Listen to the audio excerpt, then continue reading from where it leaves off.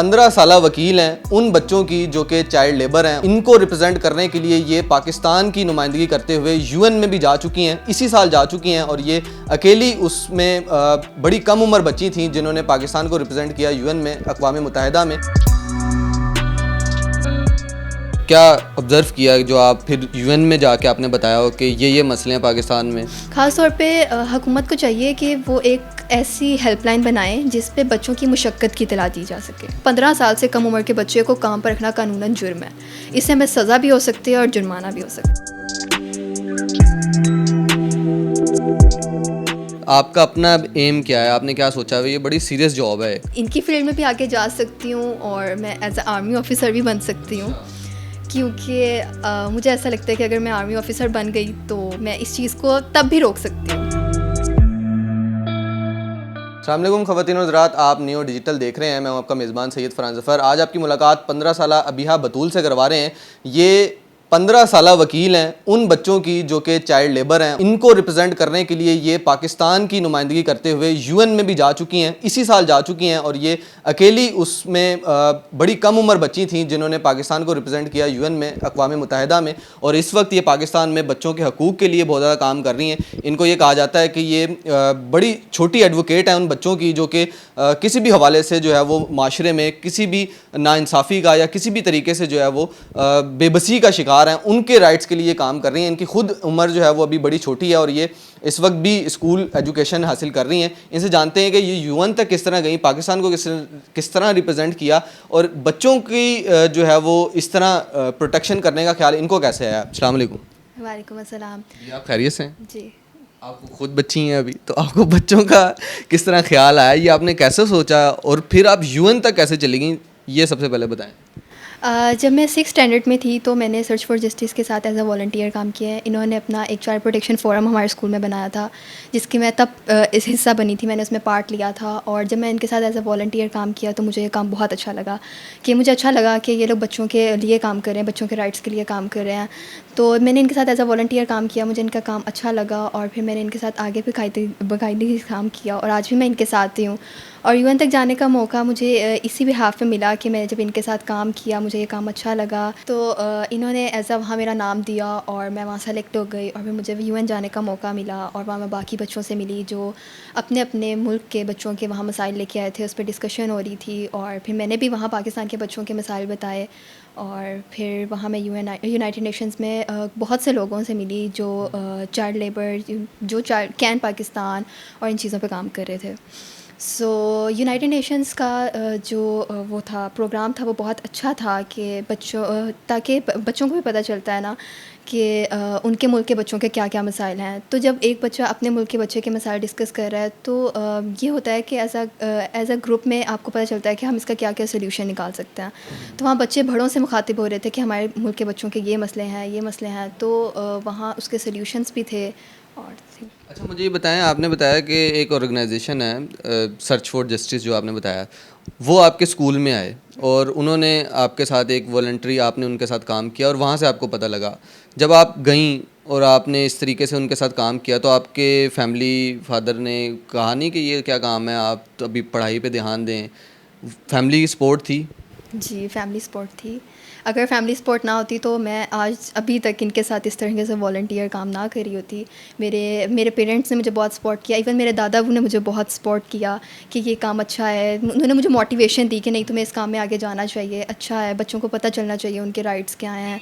फिर as a family support के साथ मैं यहाँ तक पहुँची। ठीक है, तो आप जब फर्स्ट टाइम फील्ड में गई, आपने देखा बच्चों के तो बड़े बुरे हालात होते हैं बाहर, हम देखते हैं चाइल्ड लेबर और जो वो काम कर रहे होते हैं, तो क्या आपको ऑब्ज़र्व क्या हुआ, आपने क्या ऑब्ज़र्व किया जो आप फिर यूएन में जाके आपने बताया हो कि ये मसले हैं पाकिस्तान में और इसके ऊपर किस तरीके से काम किया जा सकता है? आपकी अपनी ऑब्ज़र्वेशन क्या थी?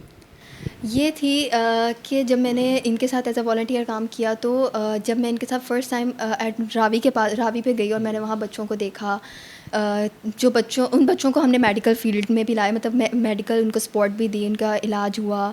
और बाकी बच्चों के लिए वहाँ जो स्कूल बनाया गया था उसमें भी मैं इनके साथ थी। और बाकी जो इनकी बाकी वर्कशॉप्स वगैरह थी उनमें भी मुझे ये फ़ील हुआ कि पाकिस्तान के बच्चों, मतलब सारे मुल्कों के बच्चों के कोई ना कोई होते हैं, मसले होते हैं, तो उनके हल भी होते हैं। पाकिस्तान के बच्चों के मसले ये थे कि बच्चे यहाँ पढ़ते नहीं हैं, बच्चों को यहाँ सोशली अब्यूज़ किया जाता है। तो बच्चे जब यहाँ पढ़ते नहीं हैं, बच्चों को वालिदैन इसलिए नहीं पढ़ाया जाता है, गुर्बत है। मैंने इनकी वर्कशॉप्स में भी चाइल्ड लेबर पर यही बातें की थी कि हुकूमत को चाहिए कि वो वालिदैन की माली इमदाद करें जिनसे उनकी गुर्बत का ख़ात्मा हो और वो अपने बच्चों को स्कूल भेजें। ख़ास तौर पे हुकूमत को चाहिए कि वो एक ऐसी हेल्पलाइन बनाएं जिस पे बच्चों की मुशक्क़त की इत्तला दी जा सके, ताकि वो बच्चे भी महफूज रह सकें। और बाकी हुकूमत को ये भी चाहिए कि वो ऐसा करें कि बच्चों के वालिदैन की माली इमदाद तो करें ताकि उनकी गुर्बत का ख़ात्मा और उनके बच्चे स्कूल जाएं। और दूसरा, ऐसे बच्चे जो मुझे ऐसा लगा, जो ऐसे बच्चे जो स्कूल नहीं जा सके और स्कूल जाने की उम्र से बढ़ चुके हैं, ऐसे बच्चों के लिए हुनर सीखने का इंतज़ाम होना चाहिए। हुकूमत के जो कुछ ऐसे इदारे हैं जो बच्चों को हुनर सिखाते हैं, वहाँ दाखिला लेने के लिए कम से कम मिडल तक तालीम होना ज़रूरी है। और ऐसे बच्चे जो पढ़ नहीं सके वो वहाँ दाखिला नहीं ले सकते। तो मुझे ऐसा लगा कि हुकूमत को चाहिए कुछ ऐसे भी इदारे बनाए जहाँ वो बच्चे भी दाखिला ले सकें जो पढ़ नहीं सके, ताकि वो भी हुनर सीखें और अपनी ज़िंदगी गुजारें। अच्छा, यही एजेंडा था, आपने यूएन में भी बताया। जी। वहाँ पे क्या इन्वायरमेंट था जब आपकी बात सुनी गई और आपने देखा दीगर ममालिक के भी आप बच्चों से वहाँ मिली होंगी, तो आपको क्या लगा कि पाकिस्तान में इस हवाले से इसमें इस रेशो को कम किया जा सकता है? थोड़ी सी रेशो भी बताएं, पाकिस्तान में कितने बच्चे ऐसे हैं जो चाइल्ड लेबर अभी तक कर रहे हैं? देखिए, आपने देखा होगा जब हम कभी बाहर जाते हैं तो मेजॉरिटी, लाइक हम कहीं भी चले जाएं, किसी ना किसी फैमिली के साथ एक बच्चा होता है जो उनके साथ एज अ हेल्पर होते हैं। तो पाकिस्तान में मेजॉरिटी लोग जो हैं वो इस चीज़ को समझते हैं कि बच्चों को लेबर पे नहीं रखना चाहिए, अपने घर काम पे नहीं रखना चाहिए, लेकिन मेजॉरिटी लोग ये नहीं समझते। उनको ऐसा लगता है कि हम बच्चों को अपने घर काम पे रखेंगे, बच्चा बड़ों के मुकाबले कम हमसे पैसे लेगा, वो इसलिए बच्चों को काम पे रखते हैं। क्योंकि अगर आप किसी बड़े को काम पे रखोगे तो वो आप उनसे जितने पैसे की बात करोगे, आप वो आपसे उतने ही पैसे लेगा। बच्चे का ये होता है कि आपसे जितने की बात करोगे, आपसे कम भी दोगे ना तो वो कुछ नहीं कहेगा। तो यहाँ के लोगों को ये लगता है कि बच्चे को हम इसलिए काम पे रख सकते हैं। और काम पे रखना तो चलें ठीक है, आगे बच्चे पे जो अब्यूज़ होता है वो एक डिफरेंट बात होती है। वो बच्चा हल्का छोटी सी कोई गलती हो तो उस पर बच्चे पे अब्यूज़ शुरू हो जाता है। तो मैं ये समझती हूँ कि इस चीज़ को भी रोकना चाहिए, क्योंकि यहाँ लोगों को पता ही नहीं है कि 15 साल से कम उम्र के बच्चे को काम पर रखना कानूनन जुर्म है। इससे हमें सज़ा भी हो सकती है और जुर्माना भी हो सकता है। तो अगर लोग ये बात समझ जाएं तो मे भी बच्चों की ये चाइल्ड लेबर में ख़ात्मा हो सकता है, अगर लोग ये बात समझ जाएं। बिल्कुल ठीक है। मुझे ये बताएं कि अभी आप ज़ाहिर है मैट्रिक स्टैंडर्ड में आपने बताया, आपका अपना एम क्या है, आपने क्या सोचा है? ये बड़ी सीरियस जॉब है।